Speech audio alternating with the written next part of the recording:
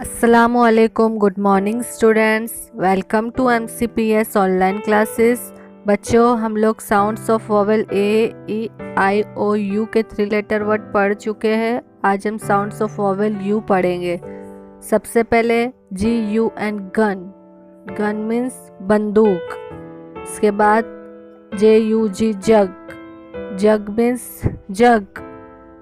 H-U-T हट, हट means झोपड़ी। और लास्ट में CUP cup, cup means cup. आप अपनी नोटबुक लीजिए। सबसे पहले गन की स्पेलिंग लिखेंगे G-U-N गन। आप लोग भी बोल बोल के लिखिएगा, इसी के साथ नीचे कंटिन्यू करते जाएंगे। गन के बाद स्पेलिंग लिखेंगे हम लोग जग की।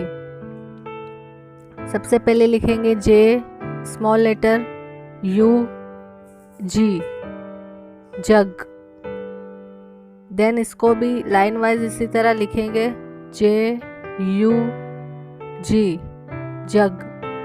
एंड देन जग के बाद हम लोग लिखेंगे हट की spelling H small letter, H-U-T हट।